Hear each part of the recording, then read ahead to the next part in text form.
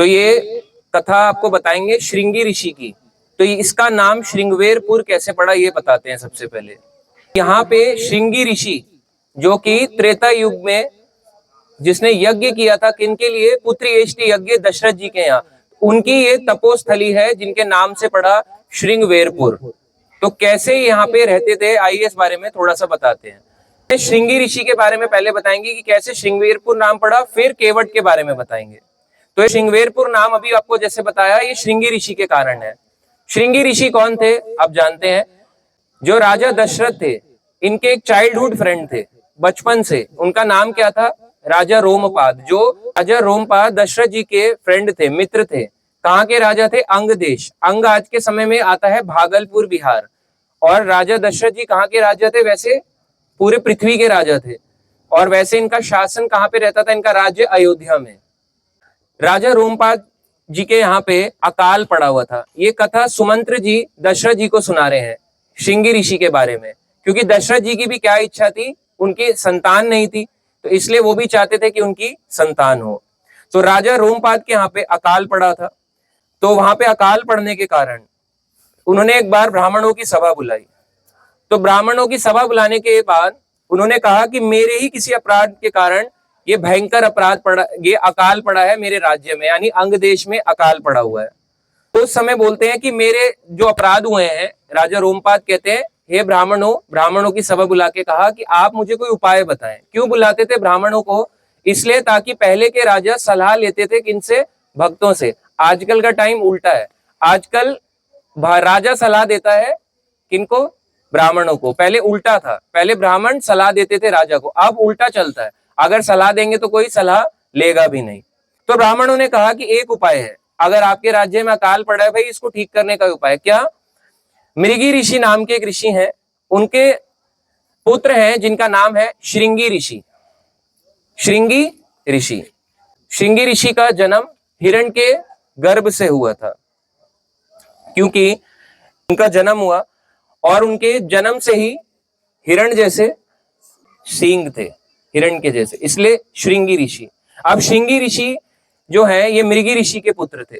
तो उन्होंने कहा कि आप इनको बुलाओ और इनको बुलाने के बाद अपनी पुत्री शांता से इनका विवाह कर दो। ब्राह्मणों ने सलाह दी। अब शांता जो है ये दशरथ जी की पुत्री थी, बट क्योंकि राजा रोमपाद के कोई संतान नहीं थी, तो इसलिए दशरथ जी ने राजा रोमपाद को दे दी थी। क्या, शांता को गोद में दे दिया था दशरथ जी ने। उन्होंने आमंत्रित करना चाहा कि भाई ऋषि श्रृंगी जो है वो इस जगह पे रहते हैं अपने पिता के इस आश्रम में, तो जाओ। अंग देश से बोला कि जाओ ब्राह्मणों आप बुला के लाओ, आप तो अच्छे हो, आपकी बात तो कोई भी मानेगा, वो भी ऋषि है तो आपकी बात मान के आएंगे। तो ब्राह्मणों ने कहा नहीं नहीं नहीं, हम नहीं जाएंगे। अगर हम वहां चले गए और हमें पता चला उनके पिता को कि हम उनको बुलाने आए हैं, किनको, श्रृंगी ऋषि को यहाँ से बुलाने आए, किसके लिए, शांता के विवाह के लिए, तो हमें श्राप दे देंगे, तो हम नहीं जाएंगे, मना कर दिया। अब उसके बाद तो राजा ने सोचा कि कुछ प्रलोभन से क्या करना चाहिए, एक काम करते हैं, क्योंकि ब्राह्मणों ने कहा कि उन्होंने अकेले इस वन में निवास करते हुए किसी मनुष्य को नहीं देखा और स्त्रियों को तो बिल्कुल भी नहीं देखा। अब सोचो जो व्यक्ति अकेला रहता हो, जिसने जिंदगी भर स्त्रियों को देखा ना हो, कैसा लगेगा। कोई है आजकल के टाइम पे जिसने जिंदगी भर स्त्री को देखा ना हो, महिला को देखा ना हो, सिर्फ पुरुष को देखा हो, कोई है नहीं। अब ऐसे निर्जन इस पूरे स्थान में रहते थे। ये पूरा जो है ये इस टाइप का, अब तो खैर ये घाट है, तो ये पूरा एक वन था, ये तपोस्थली थी। तो उन्होंने कहा कि अब एक उपाय करते हैं, क्या, कि वैश्याओं को उनके पास भेजा जाए। तो वैश्याओं को उनके पास भेजने के लिए उपाय बनाया, वैश्याओं को लिया कि जाए श्रृंगवेरपुर में भेजते हैं। अंग देश से वैश्याएं भेजी गई, कहाँ पे, यहाँ पे श्रृंगवेरपुर में। तो यहाँ श्रृंगवेरपुर में श्रृंगी ऋषि के इस आश्रम में भेजी गई। तो जब यहाँ पे वैश्याएं आई, पास में ही उन्होंने अपना शिविर यानी एक कैंप बनाया। कैंप बनाने के बाद एक दिन श्रृंगी ऋषि, जिनका नाम है ऋष्य श्रृंग, वाल्मीकि रामायण में ऋष्य श्रृंग आता है और हम श्रृंगी ऋषि भी बोलते हैं, तो एक बार अपने घर से यूं ही निकले, अपने आश्रम से ऐसे भ्रमण करने के लिए, जैसे जाते हैं ना ऐसे वॉक के लिए, आसान शब्दों में बता रहे हैं, तो एक बार भ्रमण के लिए निकले। तो जब निकले उन्होंने उसी समय उनके कैंप में, तो चलते चलते वो कहाँ पहुंच गए, वैश्याओं के कैंप में। अब वहां पे सोचो वैश्याएं, उन्होंने कभी स्त्री देखी नहीं और सीधा पहुंच भी कहाँ गए, एक नॉर्मल स्त्री भी नहीं, सीधा वैश्याओं के कैंप में, उनके शिविर में जाके पहुंच गए। युवतियां उनके पास आई, उन्होंने उनको परिचय पूछा, उन्होंने बताया हम जो है ना युवतियां हैं, और वो कहते हैं कि मैं एक ब्राह्मण का पुत्र हूँ, मृगी ऋषि का पुत्र हूँ, यहाँ पे मैं तपस्या करता हूँ और अकेले वास करता हूँ। तो वो कहते हैं कि आइए आप मेरे यहाँ पे आइए आश्रम में, मैं आप सबका स्वागत करना चाहता हूँ। तो उनके अपने आश्रम में लेके आए युवतियों को। तो उन्होंने जिस प्रकार से ब्राह्मणों का सबका वो करते हैं, स्वागत करते हैं, उन्होंने उसी प्रकार से युवतियों को बुलाया, वैश्याओं को बुलाया, अपने आश्रम में ले गए। आश्रम में लेके उनके चरण धोए, चरण धोने के बाद जलपान करवाया, उसको बाद फल मूल ये सब चीजें उनको खिलाने के लिए प्रदान करी। अब आता है कि युवतियों ने कहा कि भाई हम तो देखो ज्यादा देर नहीं रुक सकती, अगर हम यहाँ ज्यादा देर रुकी ना तो तुम्हारे पिता हमें श्राप दे देंगे, तो हम तो यहाँ से जा रही हैं अपने कैंप में। तो अब जब वो वापस लौट गई, अब देखो क्या होता है, जब कोई लड़का लड़की से मिलता है उससे मिलने की दोबारा दोबारा इच्छा जाग जाती है। फर्स्ट मीटिंग ही सब कुछ खराब करता है, अब second meeting, third meeting, fourth meeting, ऐसे ही होता है। अब ऐसे ऋषि सिंह के मन में केवल किसका विचार चल रहा? स्त्रियों का, तपस्या छोड़ के केवल स्त्री का विचार चल रहा है। तो ऋषि सिंह अब चले गए किन, कहां पे? युवतियों का जो शिविर था, कैंप था, वहां जाके चले गए। जब वहां गए तो वहां जाने के बाद वैश्याओं ने उनका आलिंगन कर लिया, हग कर लिया। अब सोचो, जो कभी देखा भी नहीं और सीधा जाके उनको कोई हग ही कर ले। युवतियां एक भी नहीं, कई युवतियों ने उनका हक एक से करके आलिंगन कर लिया। अब आलिंगन करा तो एकदम से एक होता है ना उनको स्वागत, मतलब ऐसा कभी स्वागत उनको हुआ नहीं था। तो उन युवतियों ने कहा भाई हमारा निवास यहाँ नहीं है, हम तो अंग देश से आई हैं, जो आज के समय कहाँ पे है? भागलपुर बिहार में, वहां से आई हैं। तो वहां हमारा मूल निवास है, असली घर हमारा वहां पे है, तो आप हमारे साथ वहां चलिए और आपके जितनी भी सुविधाएं की चीजें हैं सब आपको वहां मिलेंगी। तो अब देखो व्यक्ति कैसे पराजित हो जाता है। श्रृंगी ऋषि जो एक तपस्वी थे, एक बड़े तपस्वी, वो भी वैश्याओं की संगति पाके क्या हुआ, उनके मन में वासना जागी, काम वासना जागती है। भगवान अपनी लीलाओं से यही सब दिखाते हैं कि कभी कभी बहुत ऊंचे भक्तों से बड़े लोगों का भी कभी भी फॉल डाउन कभी भी हो सकता है। ऐसे ही श्रृंगी ऋषि के मन में भी इच्छाएं जागी। श्रृंगी ऋषि पहुंच गए यहाँ से अपनी तपोस्थली को छोड़ के, भाई तपस्या होगी बाद में, पहले लड़कियों ने बुलाया, लड़कियों के पास जाना है, तो यहाँ से चले गए युवतियों के पास में, कहाँ पे? अंग देश, जो भागलपुर बिहार में आता है। तो वहां पहुंचे। वहां पहुंचने के बाद राजा रोमपाद जो थे दशरथ के मित्र, उन्होंने उनको स्वागत किया। स्वागत करने के बाद उनको प्रणाम किया। उसके बाद उन्होंने उनसे रिक्वेस्ट करी कि मैं अपनी पुत्री का हाथ, शांता का हाथ आपके हाथ में देना चाहता हूं, यानी आपसे विवाह कराना चाहता हूं। तो श्रृंगी ऋषि मान गए और इस प्रकार से उन्होंने रिक्वेस्ट करी कि आप अपने पिता से भी रिक्वेस्ट करेंगे किसी प्रकार का श्राप या ऐसा कुछ भी ना दें। तो तब श्रृंगी ऋषि का शांता के साथ विवाह हुआ। तो श्रृंगी ऋषि और शांता का विवाह हो गया। तो एक्चुअली देखा जाए शांता किसकी पुत्री है? दशरथ जी की। तो दशरथ जी के क्या लगे? दामाद। कौन? श्रृंगी ऋषि, रिया ऋषि श्रृंग, इनका विवाह हो गया। अब जब इनका विवाह हो गया तो ये महल में ही रहने लगे। अब सोचो, एक तपस्वी जो कहाँ रहता है? अकेले इलाके में रहता था, जहां पे आप सोच सकते हैं कि किसी भी प्रकार का निर्जन स्थान था, कोई स्त्री नहीं देखी थी, कभी कोई वैभव या महंगी चीज नहीं, ऐसी चीजों के दूर दूर रहते थे। अब वो वैभव ठाट बाट में महल में रहने लगे। सोचो कैसे एक व्यक्ति अपनी भक्ति के स्तर से नीचे आ जाता है। तो अब श्रृंगी ऋषि कहाँ रहने लगे? अंग देश में। सुमंत्र ने आगे अपनी कथा समाप्त करते हुए कहा कि ये जो श्रृंगी ऋषि हैं, ये अभी कहाँ पे हैं? राजा रोमपाद की नगरी में रहते हैं। तो दशरथ जी को कहा कि आपको क्या करना है? श्रृंगी ऋषि के पास जाना है। श्रृंगी ऋषि के पास जाके क्या बोलना है कि आप मेरे यहाँ आइए, अश्वमेध यज्ञ, पुत्र एष्टि यज्ञ कीजिए, ताकि क्या प्राप्ति हो? 4 पुत्रों की प्राप्ति हो, क्योंकि भविष्य में कहा गया है आपको 4 पुत्रों की प्राप्ति होगी। और वो 4 पुत्र कौन कहलाएंगे? राम, लक्ष्मण, भरत, शत्रुघ्न। तो इसीलिए राजा दशरथ बाद में कहा गए? अपने यहाँ अयोध्या से अपने मित्र अंग देश के राज्य राजा रोमपाद के पास, और तब श्रृंगी ऋषि को रिक्वेस्ट करी कि आप हमारे यहाँ पे आइए यज्ञ करने के लिए। तो श्रृंगी ऋषि की जो तपस्या स्थली थी, तपोस्थली थी, तो वो ये थी, कहाँ पे? ये, तो इन्हीं के नाम से ये जगह पड़ी क्या, श्रृंगवेरपुर। तो ये तो हुआ श्रृंगवेरपुर का नाम। अब बताते हैं आगे। तो राम जी के वनवास के बाद यहाँ पे कैसे राम जी ने यहाँ पे नदी पार करी। आप देखोगे मेरे पीछे ये इधर है, ये गंगा नदी बह रही है, ये तट है, और उस पार प्रयागराज पड़ता है। नदी के उस पार गंगा जी के उस पार प्रयागराज, इस पार श्रृंगवेरपुर।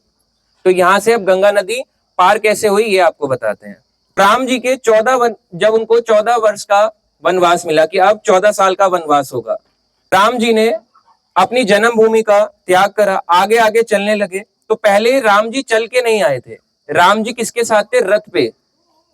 सुमंत्र चला रहे थे रथ, सीता राम लक्ष्मण रथ पे बैठे हुए थे, रथ पे थे, पीछे पीछे उनकी प्रजा चल रही थी। अब जब वो गंगा नदी के यहाँ तट पे पहुंचे, उन्होंने कई जगहों को पार करते हुए यहाँ पे आए। तो राम जी ने सबसे पहले पार करते करते आए का नाम है तमसा नदी। तमसा नदी को पार किया। तो अब आज के टाइम पे आप पूछोगे तमसा नदी कहाँ पे है। तमसा नदी जब मैंने चेक करी, तीन जगह तमसा है। एक तमसा आ रही है मध्य प्रदेश से, एक तमसा आ रही है उत्तर प्रदेश से, एक तमसा उत्तराखंड से। क्योंकि 3 जगह मुझे तमसा मिली। जब मैंने 3 तमसा देखी तो कई लोग कंफ्यूज हो जाएंगे, भाई कौन सा वाला तमसा है। ये बात तो सही है कि अयोध्या के पास वाला ही तमसा नदी होगा, बट आप अगर गूगल चेक करोगे तो आपको 3 तमसाएं नदी बताई जाएंगी। उसमें पहली वाली बताते हैं कहाँ है। पहली वाली है, ये आती है गौरा ग्यासपुर, अयोध्या से 20 किलोमीटर दूरी पे है। छोटी सरयू भी कहते हैं। ये यूपी से कुछ ही दूरी पहले लखीमपुर से शुरू होती है, बहुत पीछे से शुरू नहीं होती। एक तमसा ये हो गई। अब दूसरी तमसा नदी बताते हैं। इसको बड़ी तमसा नदी कहते हैं, इसको टॉन्स नदी भी कहा जाता है। ये आती है तमाकुंड, कैमूर की पहाड़ियों से, सतना डिस्ट्रिक्ट मध्य प्रदेश से। तो ये वहां से आ रही है। और एक तमसा और बताते हैं, तीसरी तमसा, ये उत्तराखंड से बहती हुई आ रही है, गढ़वाल से। इसका नाम बंदरपुंछ पर्वत है, वहां से बहती हुई तमसा नदी आती है। जब ये वहां से बहती हुई आती है और फाइनली आके कुछ नदियां इसमें मिलती है, और ये तमसा यमुना की सबसे बड़ी ट्रिब्यूटरी है। तो 3 तमसा नदी हो गई। तो उत्तराखंड वाली, मध्य प्रदेश वाली, उत्तर प्रदेश वाली। तो कौन सी वाली तमसा में राम जी ने पार किया, जो उत्तर प्रदेश में आती है। 3 तमसा नदी आपको मिलेंगी जब आप चेक करोगे। तो तमसा नदी पार करने के बाद उन्होंने वेद श्रुति नदी पार करी। और वेद श्रुति के बारे में आज के टाइम पे इतना नहीं पता है कि वेद श्रुति नदी कौन सी है। फिर उन्होंने गोमती नदी पार करी। गोमती नदी बहते हुए आती है पीलीभीत डिस्ट्रिक्ट उत्तर प्रदेश से।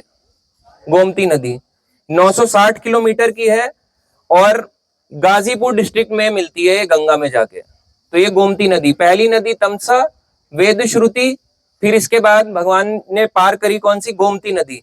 चौथी आती है स्यंदक नदी। स्यंदक नदी को अगर आप देखोगे, ये नदी, इसको आज के टाइम पे साई नदी बोलते हैं।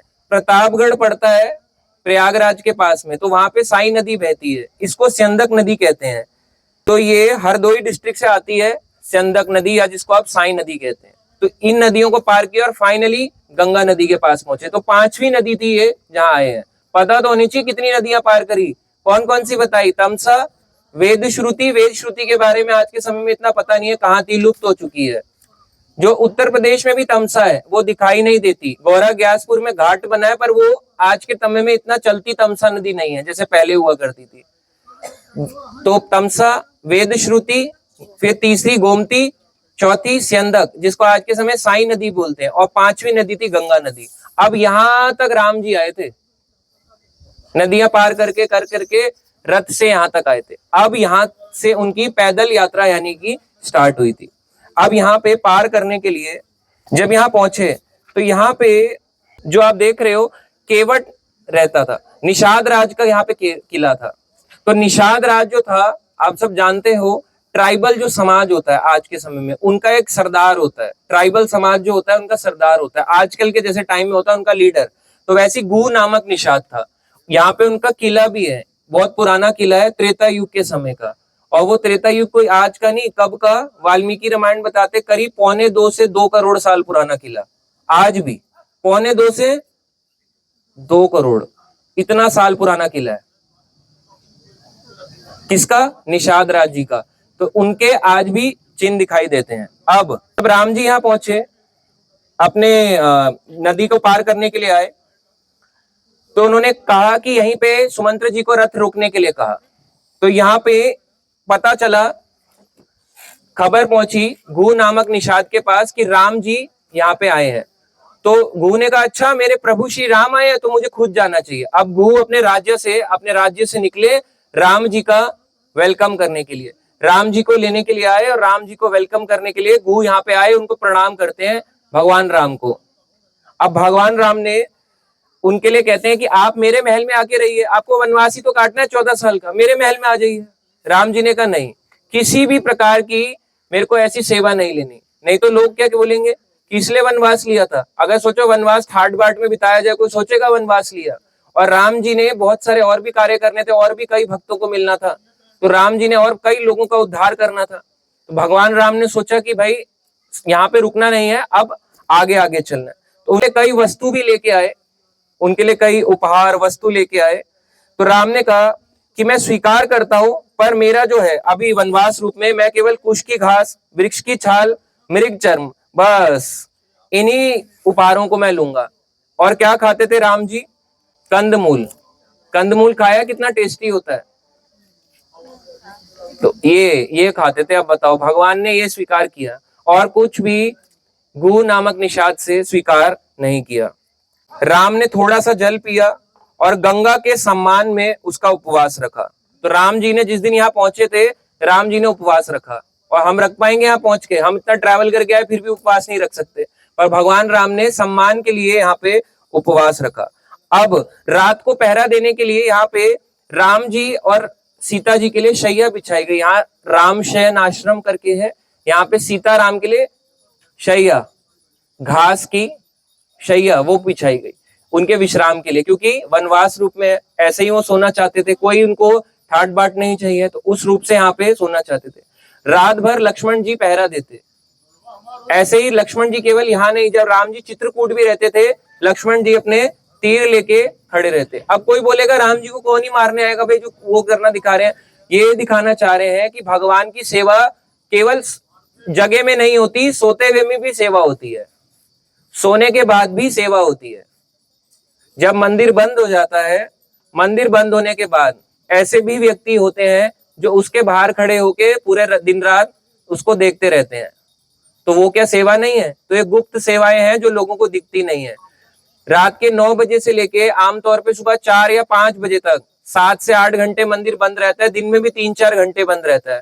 तो करीब 11-12 घंटे अगर मंदिर बंद है, और उस 11-12 घंटे की सेवा को भी अगर हम नहीं देख रहे, तो इसका मतलब हम गुप्त सेवा को तो देख ही नहीं पा रहे जो एक्चुअली व्यक्ति कर रहा है। हम तो केवल उसकी सेवा को स्वीकार करते हैं जो सामने कर रहा है, पीठ पीछे वाले सेवा कोई वैल्यू नहीं करता। पर लक्ष्मण जी इस बात का उदाहरण है, ये केवल कहानी नहीं है, ये केवल कहानियां सिखाने के लिए नहीं। लक्ष्मण जी इस बात का उदाहरण है कि भगवान केवल जब उठे होते तभी उनकी सेवा नहीं होती, शयन में भी भगवान की सेवा होती है। तो यहाँ पे एक रात उन्होंने विश्राम किया, गुहू और लक्ष्मण। तो भगवान लक्ष्मण रात भर यहाँ पे उठे रहे और राम जी की लीलाओं की चर्चा करी। अगले दिन सुबह उन्होंने ये नदी, गंगा नदी पार करने का निश्चय किया। अब नदी पार करनी है, तो उसी समय गुहू नामक निषाद ने एक नाव का प्रबंध करवाया कि भाई एक नाव तो चाहिए होगी नदी पार करने के लिए। देखो ये नाव यहाँ पे रहती है, एक नदी पार करने के लिए नाव चाहिए होगी। अब आप कहोगे कि इतनी सी नदी भगवान ऐसी पार कर लेते, कितनी गहरी होगी, 20-30 फुट गहरी होगी, यूं ही चले जाते। पहले ये नदी केवल यहाँ तक थोड़ा ना थी, यह नदी का बहुत दूर दूर तक फैली हुई थी। ऊपर से ये अयोध्या की सीमा तक थी।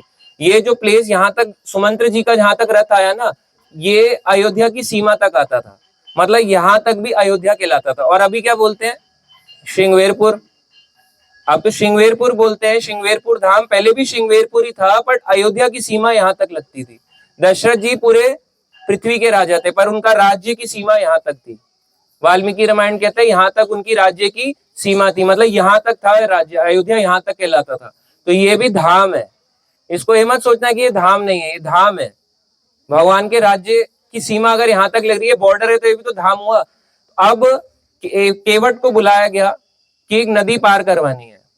तो सीता राम लक्ष्मण किस में आ गए, नाव में चढ़े, गु निषाद चढ़े और केवट ने भगवान राम को यहां से नदी पार कराई। पर उससे पहले केवट जी क्या चाहते थे, एक चीज क्या चाहते थे, राम जी के पैर, हाँ चरण धोना, राम जी के चरण को धोना चाहते थे। क्यों क्यों? हाँ समर्पण, उनका समर्पण ये था।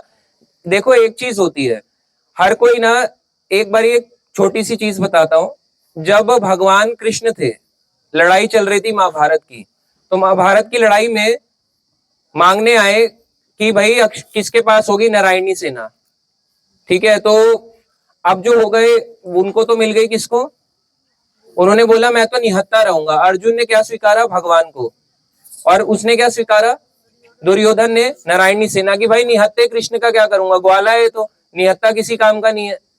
और भगवान लेटे हुए थे, तो लेटे हुए अर्जुन कहां पे आए, उनके चरण पे, और सर पे कौन आके बैठ गया, दुर्योधन। तो भगवान के कभी भी देखा जाए तो आंखों से दर्शन नहीं होता, चरण से। जब हम भगवान की, मतलब जब आप नीचे से ऊपर उठते हो ना, तब होता है भगवान के धाम जाता है। यानी व्यक्ति जब नीचे से ऊपर उठता है तो भगवान के धाम जाता है, ऊपर से नीचे दर्शन नहीं होता। तो भगवान के चरण पखारे, और केवट ने जब उनकी ये धोई, पिछले जन्म में जो बताया जाता है, पिछले जन्म में केवट एक कछुआ थे जो भगवान विष्णु के चरण छूना चाहते थे। तो चरण छूना चाहते थे, पर वो उनको लक्ष्मी जी बार बार हटा दे रही। तो इस कारण से भगवान ने कहा कि मैं जब पृथ्वी पे जाऊंगा तो यही केवट जी आएंगे, और जो चीज किनको नहीं मिली, सीता को नहीं मिली, क्योंकि वहां पे लक्ष्मी स्वरूप में हटा रही थी, वो किसको प्रदान करी, केवट को। इसलिए भगवान ने उनसे सेवा ली, और फिर केवट ने यहाँ से नदी पार कराई भगवान सीता राम लक्ष्मण को, और साथ में गु निषाद को। और फिर यहाँ से आगे आगे वो बढ़े, कहाँ पे, भारद्वाज मुनि के आश्रम में। तो यहाँ से नदी पार करा के भारद्वाज मुनि आश्रम बढ़े। अब वाल्मीकि रामायण कहता है कि जब वो भारद्वाज मुनि के आश्रम जा रहे थे तो केवल 3 थे, सीता राम लक्ष्मण। और रामचरितमानस कहता है कि भारद्वाज मुनि के आश्रम जाते हुए 4 थे, सीता राम लक्ष्मण और गो निषाद। टीवी में आपने देखा होगा, आप कहोगे आप जो बात बताते हो वो तो टीवी से बिल्कुल अलग है, हम तो पढ़ते रामचरितमानस, आप कुछ और ही बता रहे हो, नई चीजें सुनने को मिल रही है। तो जब नदी पार करी, वाल्मीकि रामायण कहता है सीता राम लक्ष्मण 3 थे, मगर रामचरितमानस कहता है 4 थे, सीता राम लक्ष्मण और निषाद। निषाद राज भी प्रयागराज तक गया था, प्रयागराज तक निषाद राज भी गया था। तो प्रयागराज, यहां से फिर सीता राम लक्ष्मण आगे बढ़े, ये वाल्मीकि रामायण कहता है। और निषाद राज उनके साथ गया कहां पे, भारद्वाज मुनि के आश्रम, जो हम अभी देख के आए, भारद्वाज मुनि के आश्रम में गया। और भारद्वाज मुनि से जब आश्रम में गया तो उनके शिष्य आए बाहर, तो शिष्यों ने पूछा कि, शिष्यों ने बताया कि सीता राम लक्ष्मण आए हैं। तो उन्होंने, भारद्वाज मुनि ने कहा कि आप उन्हें अंदर बुलाइए। तो जब अंदर गए भारद्वाज मुनि के पास में, तो भारद्वाज मुनि ने कहा क्यों वनवास में जा रहे हैं, आप मेरे आश्रम में रहिए, आपको वनवास ही तो रहना है, आपको इसी प्रकार के तो रहना है, तपस्वी के भाव में आप यहाँ रहिए।